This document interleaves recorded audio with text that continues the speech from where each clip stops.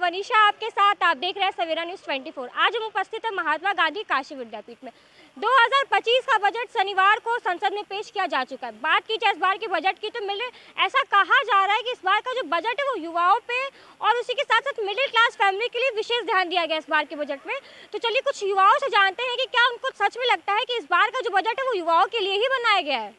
तो चलिए कुछ छात्रों से जानते हैं कि 2025 के बजट के बारे में उनका क्या कहना है। नाम बताइए। हमारा नाम प्रियांशु त्रिपाठी है। हम BA LLB तृतीय वर्ष के छात्र हैं। इस बार का जो बजट आया उसके बारे में आपकी क्या राय है? देखिए, इस बार का जो बजट है इसमें ज़्यादातर MSME सेक्टर और एग्रीकल्चर पर फोकस किया गया है और कुछ स्टेट्सों को ज़्यादा बढ़ाया गया है क्योंकि वो अपने हिसाब से विकास कर सकें। और जो हमारे किसान बंधु हैं उनको ज़्यादा से ज़्यादा जैसे कि आपने देखा होगा कि KCC पे सरकार ने लोन बढ़ाया है, उसकी क्षमता बढ़ाई है और महिलाओं को आत्मनिर्भर होने के लिए ज़्यादा से ज़्यादा लोन प्रोवाइड करने की शक्ति दी है सरकार ने। एक तरफ जहां सरकार जो है वो स्टूडेंट्स के लिए कहा जाए, यूथ के लिए कहा जाए तो इतने इन्वेस्ट कर रही है, वहीं तो दूसरी तरफ देखें तो जो यूथ है उनकी फैमिली चाहती है कि वो सरकारी नौकरी में जाए। तो जो स्टार्टअप्स के लिए गवर्नमेंट की तरफ से पैसे मिल रहे हैं तो उसे आप कैसे देखते हैं? क्या एक यूथ को गवर्नमेंट जॉब की तरफ जाना चाहिए या फिर स्टार्टअप्स की तरफ? देखिए, ये तो आज के समय में जैसे आप कहेंगे कि मतलब कि यूथ गवर्नमेंट जॉब में जाए या फिर स्टार्टअप में जाए, क्योंकि इंडिया में अभी से नहीं पहले से ये लोगों में मेंटेलिटी बैठ गई है कि जो सरकारी नौकरी मतलब धरती पे भगवान, जिसके पास सरकारी नौकरी है वो भगवान है। लेकिन जो अभी नए जनरेशन के यूथ हैं वो गवर्नमेंट जॉब्स को छोड़कर स्टार्टअप तरफ इसलिए बढ़ रहे हैं क्योंकि उनको मालूम है कि गवर्नमेंट जॉब में उतनी अपॉर्चुनिटी है नहीं और गवर्नमेंट जॉब उतने बचे नहीं हैं। जिन जनसंख्या के आधार पर गवर्नमेंट जॉब उतने हैं नहीं। आपने देखा होगा 10-10 लाख किसी 1000 वैकेंसी के लिए 10-10 लाख फॉर्म भराते हैं, उसमें से लोग छटते हैं। तो कंपटीशन इतना हाई लेवल पे हो गया, जो अपने आप को कैपेबल नहीं मानते हैं वो सरकारी नौकरी तरफ नहीं जा रहे हैं, स्टार्टअप के लिए जाए। इस बार के भी बजट में आपने देखा होगा सरकार ने स्टार्टअप के लिए पिछली बार से 2% बढ़ाकर वो क्या कहते हैं प्रोवाइड किया है कि लोग स्टार्टअप में आए, स्टार्टअप बढ़े। और स्टार्टअप से फ़ायदा भी है ना। स्टार्टअप से एक फ़ायदा है कि जैसे एक कोई व्यक्ति है, जैसे हम हैं, हम अगर अपनी सरकारी नौकरी करेंगे तो सिर्फ हम उसमें एम्प्लॉयड होंगे। लेकिन अगर हम अपना कोई स्टार्टअप चालू करते हैं तो उसमें से 15-20 लोगों को रोजगार देंगे। तो इसमें उनका भी फायदा होगा, हमारा भी फायदा होगा, उससे रेवेन्यू जनरेट होगा, उससे राष्ट्र का भी फायदा होगा। एक तरफ अगर देखा जाए तो सरकार ने इस बार के जो बजट में पेट्रोल डीजल के बारे में जिक्र नहीं किया है, तो उसके बारे में आप क्या राय है आपकी? देखिए, पेट्रोल डीजल गैस ये सब जो है इस पे सरकार अपने हिसाब से एक्साइज टैक्स लगाती है, जो आता है जो नहीं आता है।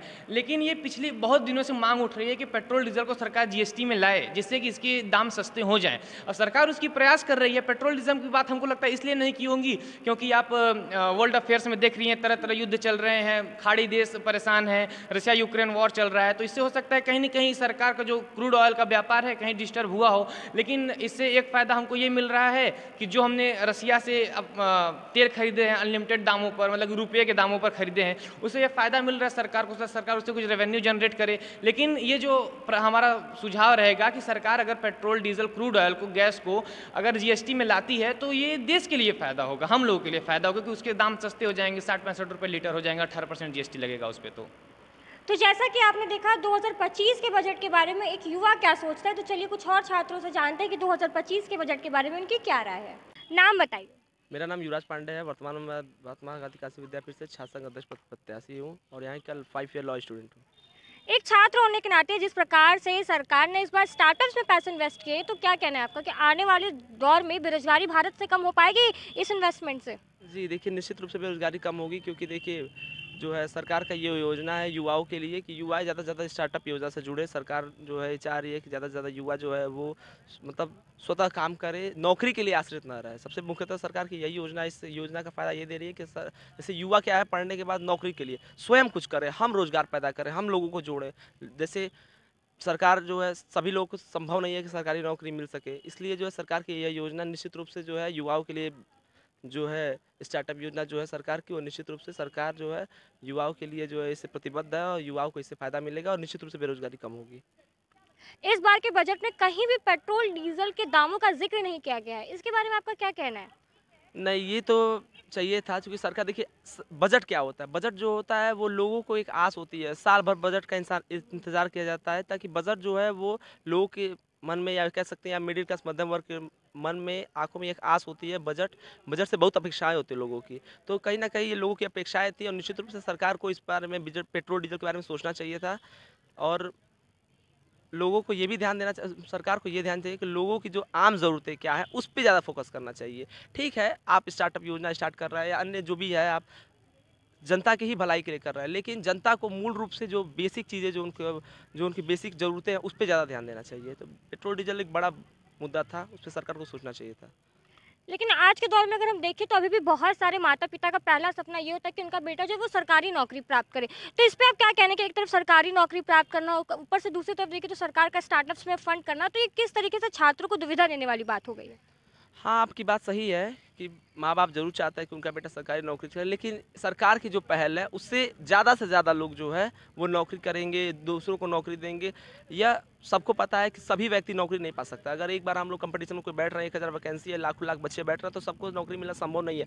उनमें से जो 99,000 बच्चे बेरोज़गार रह जा रहे हैं या 90,000 कह सकते हैं, बड़ी जो है संख्या में बच्चे बेरोजगार रह रहे हैं, तो कहीं ना कहीं जब वो स्टार्टअप योजना से जुड़ेंगे, कुछ स्टार्टअप करेंगे, स्वतः जो है काम करेंगे और अन्य लोगों को जोड़ेंगे, अन्य लोग काम देंगे, तो निश्चित रूप से बेरोजगारी कम होगी। और देख सकते हैं कि आप अन्य देश जो हैं सभी जगह सब लोग सरकारी नौकरी नहीं कर रहे हैं। चीन, रूस, जापान क्यों आगे है? क्योंकि वहाँ का जो है युवा जो है वो कुछ ना कुछ हम लोग की एज में करने लग रहा है, वो नौकरी के लिए डिपेंड नहीं है। तो कहीं ना कहीं स्टार्टअप योजना बहुत अच्छी चीज़ है, सरकारी नौकरी पर सबको आश्रित नहीं रहना चाहिए। तो जैसा कि आपने देखा, चलिए कुछ और छात्रों से जानते हैं 2025 के बजट के बारे में उनका क्या कहना है। नाम बताइए। मेरा नाम मुदीश शुक्ला है। इस बार सरकार ने जो युवाओं के लिए स्टार्टअप्स पे इन्वेस्टमेंट किया है, तो क्या लगता है आपको कि आने वाले समय में इससे बेरोजगारी दर कम हो सकती है भारत में?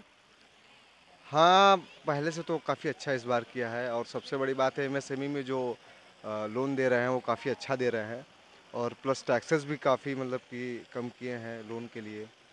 और सबसे बड़ी बात है स्टार्टअप के लिए, युवाओं के लिए कुछ सोचने का काम किया है इस बार सरकार ने, तो अच्छा ही है। पिछली बार की तरह नहीं है कि टैक्स पे टैक्स बढ़ा दिया जाए, हर चीज़ पे टैक्स ले रहे हैं। ठीक है, टैक्स लेना चाहिए, लेकिन इंसान से जो है जब इंसान का खून जब टैक्स की जगह पे जाने लगे ना, तो हमको टैक्स पे थोड़ा सा ध्यान देना चाहिए। और ये सरकार की इस बार, पिछली बार विफलता रही लेकिन इस बार थोड़ी सफलता मान सकते हैं कि ठीक है, युवाओं के लिए काम करेंगे, शायद कुछ ना कुछ काम आएगा। अब आगे देख सकते हैं क्या होता है। एक युवा होने के नाते हम आपसे जानना चाहते हैं कि इस बार का देश का बजट आपको कैसा लग रहा है? नहीं, बहुत सुंदर है, हर तरीके से है और काफ़ी सारे सुधार भी हुए हैं। मैंने बजट पढ़ा था, बजट सेशन देखा भी था, तो उसमें काफ़ी सारे सुधार भी आए हैं। काफ़ी मतलब कि अपनी कंट्री देखिए, सबसे बड़ी चीज़ है ना, पॉपुलेशन बहुत है। अभी हम लोग उसका यूटिलाइज़ करना नहीं सीख पाए हैं ठीक से। तो ऐसी क्या वजह रही है जो यूटिलाइज करना अभी तक हम लोग सीख नहीं पाए हैं? देखिए, वजह बहुत सारी हैं। होता नहीं कि प्रति मुंडे भिन्ने भिन्ने, यानी कि सब आदमी एक दिमाग का नहीं हो सकता है, वो अलग अलग दिमाग का होता है। तो उसी तरीके से ये है कि अब सबको एक साथ एक तरफ लाना बहुत बड़ी बात है। सरकार काम कर रही है, युवाओं के लिए भी काम कर रही है।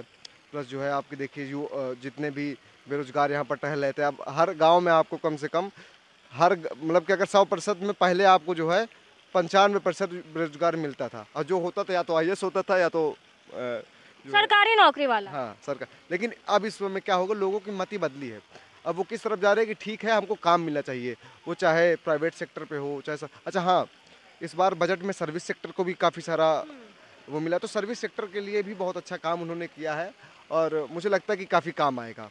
और जैसे कि अपनी जो है GDP तीसरे नंबर पे है, तो भगवान के आशीर्वाद से और हम लोगों के काम से, एकजुट काम से देखिएगा कि शायद 1 या 2 पैर आ जाए। लगातार विपक्षियों का कहना है कि इस बार का जो बजट है वो सही नहीं है, तो क्या आपको लगता है कि वो आप विपक्षी की बात से सहमत हैं?